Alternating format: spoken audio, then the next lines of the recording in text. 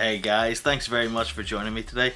And I wanted to have a wee chat with you today, if I could, about retro gaming on the go. So, most of us are, if you're sort of watching the content on this channel, it revolves mostly around arcade and retro gaming. And for the most part, the way to play them is a bit restrictive. Either you build your own sort of Raspberry Pi, get one of the large stand-up cabinets, or you go for something like the Gamer Pro in the background. Now, this is all very well and good, but like I say, you're restricted to where you're going to be playing it.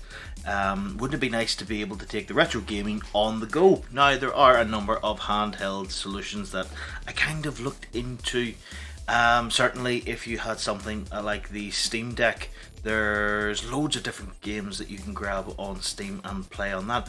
However, in saying that, Steam Deck is quite expensive, so there's a bit of a cost associated with that. One of the things I did look into last week and over the weekend there was the Switch. So I figured there's bound to be loads of classic games on the Switch. Why don't we take a little look at them? So the first kind of one that crossed my mind was Capcom Arcade Stadium. Now, it's a free one to download, and you get 1943 Battle of Midway with it, which is a cool wee game. So I sat and played that for a little bit, and then figured, I need to get myself some Ghouls and Ghosts. So I went and bought that, and I was talking to a mate this afternoon there about this, and yes, it was Ghouls and Ghosts, but it wasn't Ghouls and Ghosts.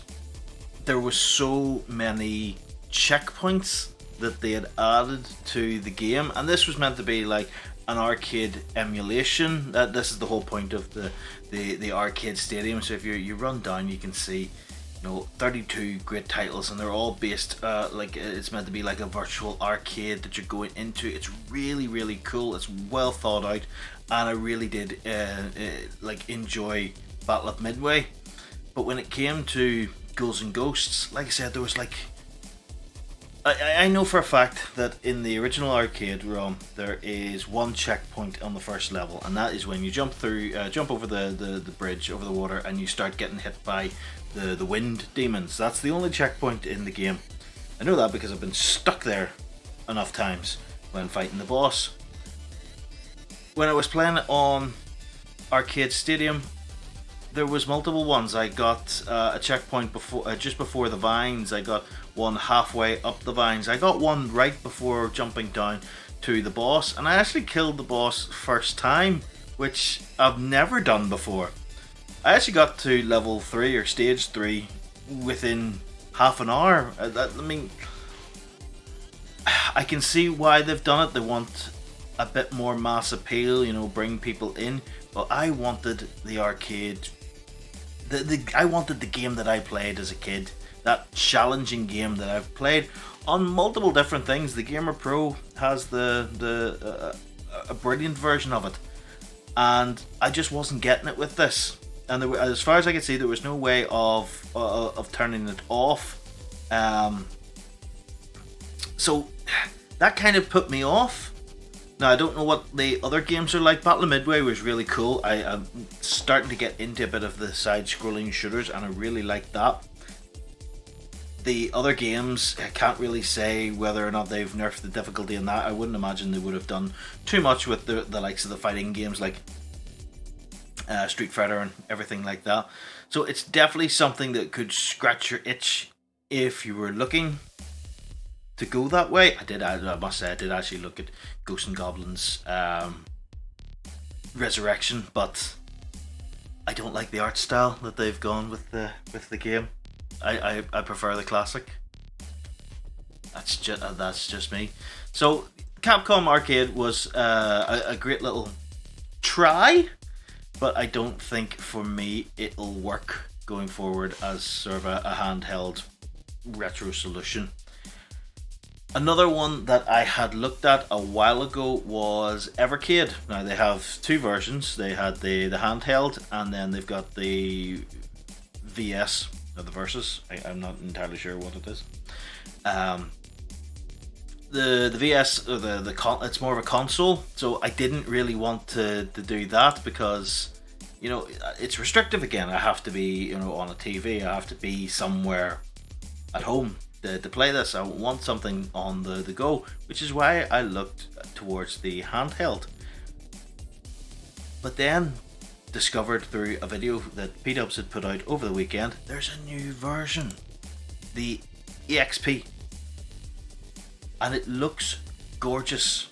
Like, look at the way this thing that it runs. It's a lovely looking screen. It still has the physical hardware, or the physical cartridges. It's the same cartridges that run on the original handheld and the VS. So you've got all those. You've got a big library of games all ready to play. The console itself, the handheld, is lightweight. The screen is brilliant. They are really, look at that, great viewing angles, IPS screen. They're really looking at the market at the right now. All of this crap that's been going on with Arcade 1-Up and the monitors, they're taking advantage of this. That's a smart little thing just to throw in there.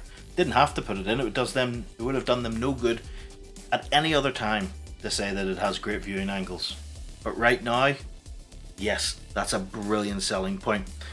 You've got the physical cartridges, like I say. People love to collect those. I know I would be all over this. It looks like it could be a great little solution. Going through the features that it has on it, I love the way it looks. Actually, I love the way that the cartridges just slide in flush to the rest of the machine. The where are we? Yes, this is what sort of enticed me as well. So it's let me get this right.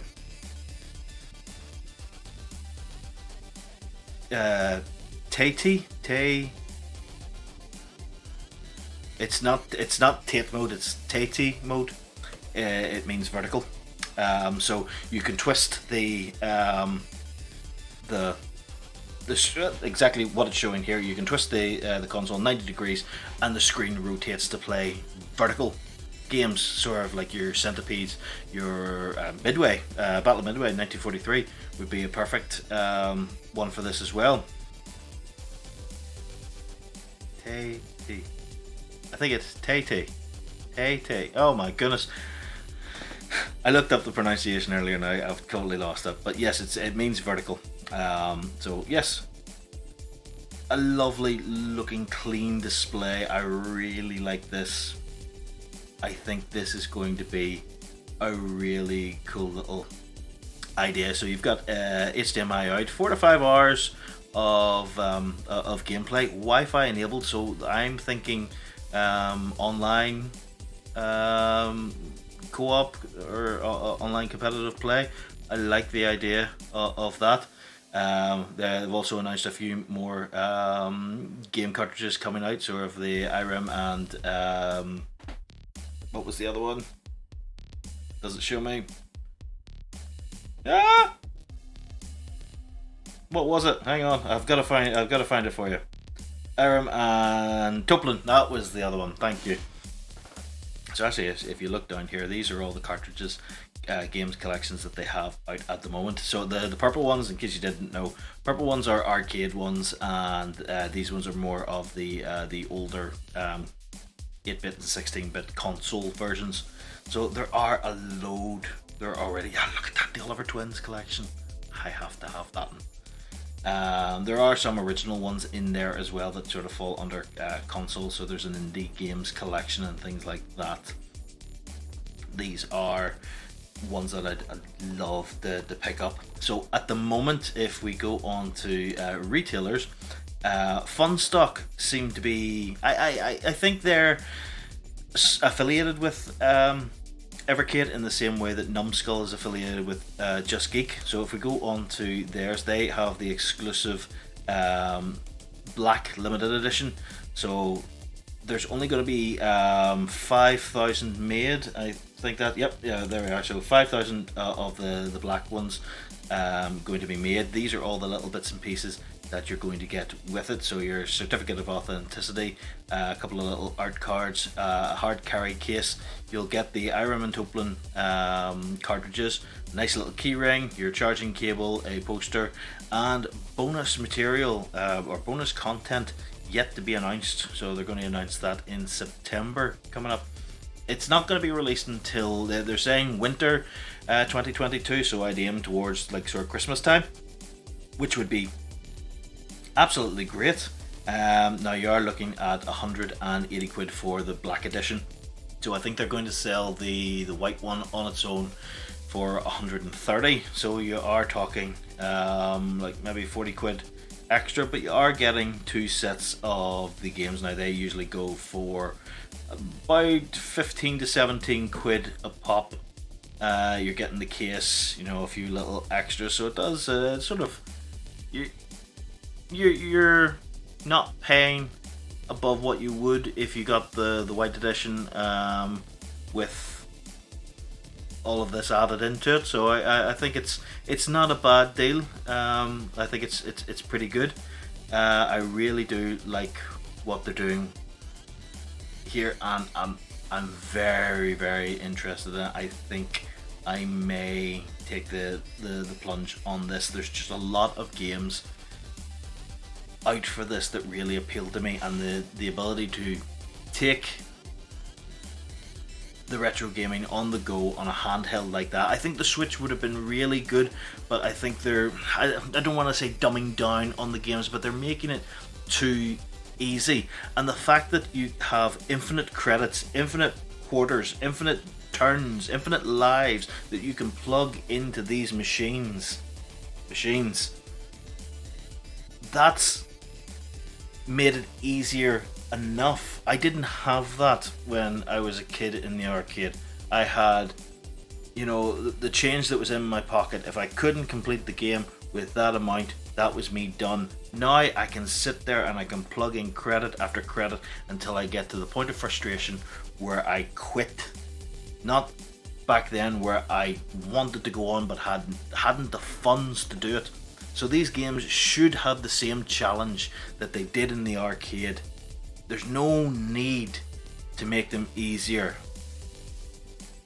And I think, like, I know from past reviews that the VS and the original handheld got great reviews from people. So I'm really hopeful to see what these guys are going to be able to do when it comes out. So less than 30% left. So if you are wanting to pick one up, now's a good time. You know, head over to the Evercade website, have a look at it for yourself, have a look at the video and see what you kind of reckon on this. I'm definitely very, very interested in this. It does look like a really, really cool idea, and I hope it pays off. I can't wait to see what they're going to do with this bonus content that they're talking about. It does sound very interesting.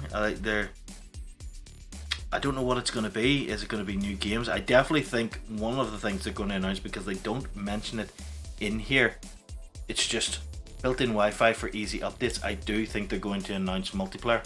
I think that's something that they're working on. That's why they haven't announced it here, is because they don't have the infrastructure in yet. So fingers crossed that is going to be something that comes along with this. But anyway, that's enough for me. What do you guys think? Is this something that you would be interested in? Have you got one of the other versions of the Evercade, either the console or the original handheld? Let me know what you think. Are you going to pick this up? Have you got one of the original ones, and what do you think of it? I'd love to hear your views and your comments. So thanks very much for joining me, guys, and I will see you again later. Bye for now.